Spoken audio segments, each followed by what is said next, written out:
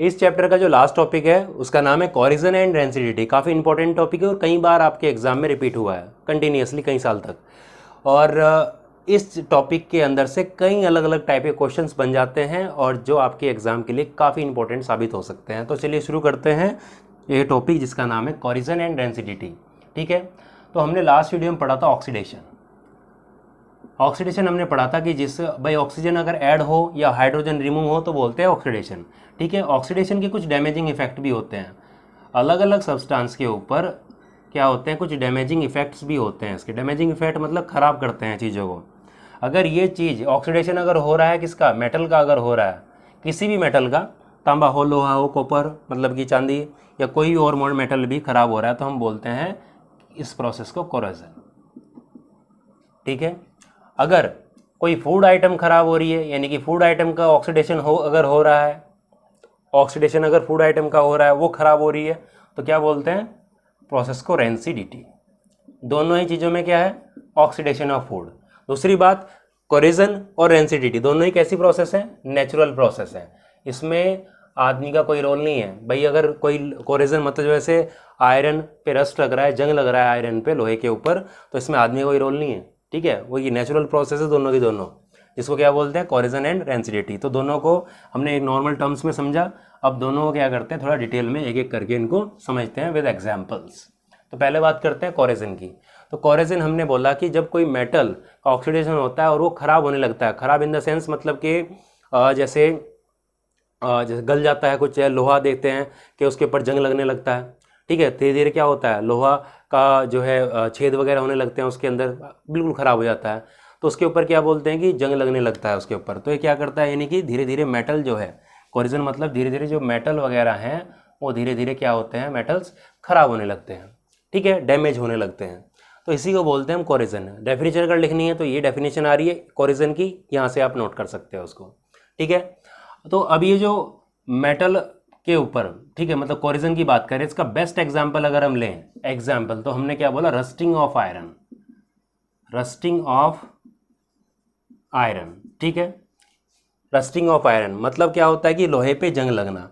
जंग लगता है, जैसे आपके घर में कोई दरवाज़ा या खिड़की लोहे का बना हो या कोई और आयरन आर्टिकल हो तो उस पर ऑक्सीजन का अटैक होता है, तो क्या होता है, ऑक्साइड की लेयर बनती है, यानी कि धीरे धीरे क्या होता है, जंग लगता है उस पर, और धीरे धीरे वहाँ से कुछ सालों बाद क्या होता है कि उसमें छेद वगैरह होने लगते हैं। मतलब बहुत ही कंडीशन बहुत बुरी हो जाती है लोहे की उसकी।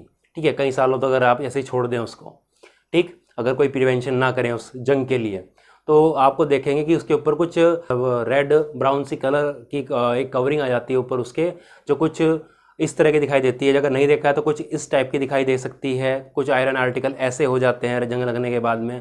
ठीक है, इस टाइप से आप इनको देख सकते हो। तो क्या बोलते हैं, रस्टिंग ऑफ आयरन। तो आयरन के ऊपर क्या होती, आयरन को क्या, मॉइस्चर, मॉइस्चर में क्या आपका वाटर भी है और एयर भी है।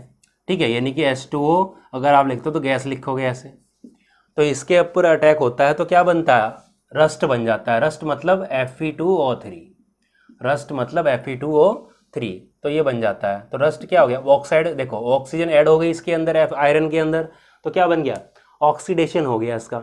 ठीक है, तो आयरन का ऑक्सीडेशन हुआ यानी कि रस्ट बन गया। धीरे धीरे क्या होगा कि भाई एक लोहा था, मान लीजिए कुछ आपके पास रोड है लोहे की, उसके ऊपर क्या हुआ, रस्ट लग गया। उसके बाद वो रस्ट लगने के बाद झड़ जाएगा और दोबारा ऑक्सीजन उस रोड पे आएगी, वो रस्ट लगेगा, फिर वो झड़ जाएगी। धीरे धीरे करते हुए क्या होगा, आयरन धीरे धीरे खत्म हो जाएगा कुछ सालों बाद। ठीक है, तो ऐसे ही लोहे के दरवाजे वगैरह भी धीरे धीरे खत्म हो जाते हैं। ठीक है, तो ये था इसका एग्जाम्पल। और आप एग्जाम्पल लेते हैं तो जैसे आपको जो है कोरिजन के अंदर आप और भी पूछ सकते हैं आपसे, जैसे मान लीजिए सिल्वर का कलर पूछ सकते हैं। चांदी होती है, जो सिल्वर होती है चांदी, तो कुछ दिनों बाद काली पड़ जाती है, ब्लैक क्यों पड़ती है, सिल्वर सल्फाइड की वजह से। किसकी वजह से, सिल्वर सल्फाइड की वजह से क्या पड़ जाती है, काली पड़ जाती है, ब्लैक पड़ जाती है, काली हो जाती है ना चांदी। आपने अंगूठी वगैरह अगर देखी हो तो एग्जाम में क्वेश्चन पूछ लेते हैं कि सिल्वर जो काली पड़ जाती है किसकी वजह से पड़ती है, सिल्वर सल्फाइड की वजह से, Ag2S। ठीक है, सल्फाइड के ऊपर -2, Ag के ऊपर +1। ठीक है, Ag2S। और पूछ सकते हैं कि भाई कॉपर पे जो ग्रीन कलर आ जाता है, कॉपर के जैसे बर्तन वगैरह आपने देखे हों घर में, कोई कटोरी या जग वगैरह हो तांबे का, कॉपर का, तो उस पर थोड़ा सा कुछ 1-2 साल बाद देखो कि ग्रीन ग्रीन कुछ आपको दिखाई देगा उसके ऊपर, तो वो क्या होता है, कॉपर कार्बोनेट होता है। कॉपर क्या करता है, आसपास की कार्बन डाइऑक्साइड से रिएक्ट करके क्या बना लेता है, कॉपर कार्बोनेट बना लेता है, कॉपर कार्बोनेट बना लेता है। ठीक है, इस प्रकार से हरी, ये कैसे रंग की होती है, ग्रीन कलर की कोटिंग होती है, ग्रीन कलर की होती है। ठीक है, इस प्रकार से बना लेता है। बाकी अगर कोई पूछता है कि कॉपर तो CuO बनाता है, भाई ये CuO कॉपर ऑक्साइड, जिसको क्या बोलते हैं आप, ब्लैक ऑक्साइड, इसका ध्यान रखना, ब्लैक ऑक्साइड बोलते हैं जिसको, कॉपर ऑक्साइड को। ये जब कॉपर को जलाते हैं, आग में जलाते हैं, तब जाके कॉपर ऑक्साइड बनता है जो ब्लैक ऑक्साइड है। लेकिन यहाँ पे अगर कॉपर खाली नॉर्मल ऐसे ही घर में रखा हुआ है, जला नहीं रहे हैं, तो क्या करता है, टाइम लंबा लगता है, 1-2 साल लग सकता है उसमें क्या होगा, कॉपर नॉर्मल रखा हुआ है और अपने इन्वायरमेंट की जो कंडीशन है, नॉर्मल रूम टेम्परेचर जो भी है, उसमें आसपास से कार्बन डाइऑक्साइड से रिएक्ट करके क्या बनाता है, कॉपर कार्बोनेट बनाता है, तब उसकी कलर क्या होता है, ग्रीन होता है। तो इसका ध्यान रखेंगे। तो ये था। अब इसमें से क्वेश्चन ये भी आता है, यहाँ से एक बार मैंने क्वेश्चन देखा था इसके अंदर, तो क्वेश्चन इस तरह से भी आते हैं कि आपके NCERT में भी दिया हुआ है कि जो हर साल क्या होता है कि इस कोरेजन की वजह से, जैसे रस्टिंग ऑफ आयरन है, इसकी वजह से कई मतलब लाखों करोड़ों रुपए जो है बर्बाद हो जाते हैं। मतलब कैसे, जैसे ब्रिज वगैरह है, रेलवे ब्रिज है, ट्रैक हैं, या और कुछ भी सामान है, या अपने खुद के आप घर के सामान ले सकते हैं कुछ भी, तो वो क्या होता है, रस्ट लगने की वजह से ख़राब हो जाते हैं, जिसको रिपेयर करना पड़ता है, वापस रिपेयर करते हैं, बदलते हैं, तो उसमें क्या कई मतलब मनी जो है, जो पैसे हैं, रुपए हैं, वो काफ़ी वेस्ट हो जाते हैं इस कोरोजन की वजह से। तो इसको क्या करते हैं, प्रिवेंशन करना चाहिए, रस्ट ना लगे, कोरोजन ना हो। तो उसके लिए क्या कर सकते हैं, ग्रीसिंग, पेंट वगैरह कर सकते हैं, जिससे क्या होगा, मान लीजिए ये कोई आयरन का आर्टिकल है, इस पर ऑक्सीजन अटैक ना करे, तो बीच में क्या एक प्रिवेंटिव लेयर बनानी पड़ेगी, तो पेंट वगैरह कर सकते हैं। खैर, ये हमारा टॉपिक जो प्रिवेंशन है, ये आएगा आपके 3rd चैप्टर, यानी कि मेटल और नॉन मेटल में केमिस्ट्री के। ठीक है, वहाँ पे देखें, अभी तो सिर्फ कोरोजन था। ठीक है, तो यहाँ तक ये कोरोजन हुआ। उसके बाद क्या आएगा अपना टॉपिक आगे, अगला टॉपिक है रेंसिडिटी। तो रेंसिडिटी में क्या आता है कि जब कोई फूड, कैसा फूड जो किससे बना हो, फैट या फिर ऑयल का यूज़ करके, मतलब कि जैसे तेल या घी का। भाई आप जैसे घर के अंदर तेल या घी के अंदर क्या करते हैं, कोई चिप्स वगैरह बनाते हैं, या कुछ और चीज़, तली हुई चीज़ें जो होती हैं, ठीक है, फैट ऑयल का यूज़ करके जो भी चीज़ें बनाते हैं, वो चीज़ें उनमें क्या हो सकता है कि रेंसिड हो सकते हैं। मतलब क्या है कि जैसे कोई भी तली हुई चीज़ आपने बनाई, तो कुछ टाइम बाद क्या होता है कि कई दिनों तक अगर रखी रही, तो वो क्या करती है, इन्वायरमेंट से, यानी एयर से ऑक्सीजन क्या करेगी, उस पर अटैक करेगी, और क्या करेगी, उसका ऑक्सीडेशन कर देगी उस फूड का। उससे क्या होगा, एक अजीब सी स्मेल आती है उनमें। तली हुई जो चीज़ें होंगी आपके घरों में, आपने देखा होगा चिप्स वगैरह, या वो कुछ और भी चीज़ें जो बनाते होंगे आप कभी, तो उसमें से एक अलग सी ही एक स्मेल आती है अगर कई दिनों तक रखोगे। और मतलब टेस्ट भी उसका थोड़ा अलग सा लगता है, थोड़ा कड़वा टाइप का, या आप बोल ही नहीं सकते, यानी कि बोल सकते हैं अनप्लीसेंट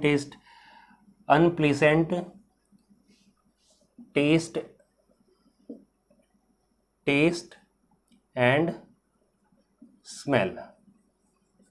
उसमें से स्मेल और टेस्ट कुछ अलग सा ही आता है। तो इस प्रकार से जब उनका ऑक्सीडेशन हो जाता है फूड आइटम का, और वो खाने लायक नहीं रहते, तब बोलते हैं कि फूड क्या हो गया, फूड हो गया रेंसिड हो गया। और प्रोसेस को क्या बोलेंगे, रेंसिडिटी बोलेंगे। डेफिनेशन लिखनी है तो यहाँ से लिख सकते हो, ये है रेंसिडिटी की डेफिनेशन। ठीक है, तो फूड आइटम इस तरीके से हो जाते हैं खराब। अब इनको भी आता है कि बचा कैसे सकते हैं। अगर फूड आइटम खराब हो रहे हैं ऑक्सीडेशन होने की वजह से, तो उसको बचा कैसे सकते हैं। तो इसमें पहला मेथड आता है, अगर हम पहले की देखते हैं कैसे। नंबर 1 हम कैसे बचा सकते हैं, पहला बोल रहे हैं तो एंटीऑक्सीडेंट्स का यूज़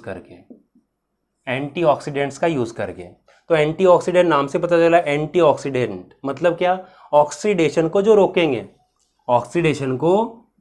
प्रिवेंट ऑक्सीडेशन, जो ऑक्सीडेशन को रोकते हैं, प्रिवेंट ऑक्सीडेशन, तो क्या बोलते हैं उनको, antioxidant. Anti means against, oxidation के अगेंस्ट। ठीक है, ये क्या करते हैं, ऑक्सीडेशन को रोकते हैं। दूसरा हम बोल सकते हैं कि ये नहीं कि ये कैसे होते हैं, ये रिड्यूसिंग एजेंट हो सकते हैं। ये क्या हो सकते हैं, रिड्यूसिंग एजेंट हो सकते हैं। रिड्यूसिंग एजेंट 3rd चैप्टर में पूरा डिटेल में आएगा, लेकिन अभी हल्का सा आइडिया देता हूँ कि मान लीजिए जैसे फूड आइटम है कोई ए, मान लीजिए ए कोई फूड आइटम है, इस पे ऑक्सीजन अटैक करती है और इसको क्या कर देती है, रेंसिड, खराब कर देती है, ठीक है। लेकिन अगर इस पे क्या करेंगे, रिड्यूसिंग एजेंट, मतलब क्या, रिड्यूसिंग एजेंट में क्या होगा, जो दूसरे का रिडक्शन करे, जो दूसरे का रिडक्शन करता है उसको रिड्यूसिंग एजेंट बोलते हैं और अपने आप ऑक्सीडाइज हो जाता है, ठीक है।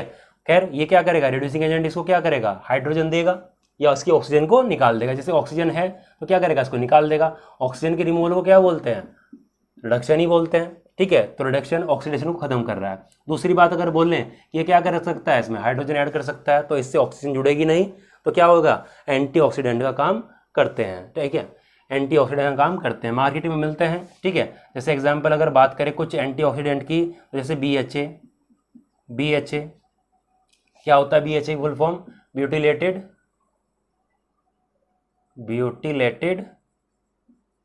हाइड्रोक्सी एनिसोल, ठीक है, एक ऑक्सीडेंट है, मार्केट में मिलते हैं। तो इनका यूज करके क्या कर सकते हैं, हम फूड आइटम को रेंसिड होने से बचा सकते हैं, यानी कि उनका ऑक्सीडेशन होने से बचा सकते हैं। पहला मेथड एंटीऑक्सीडेंट का था।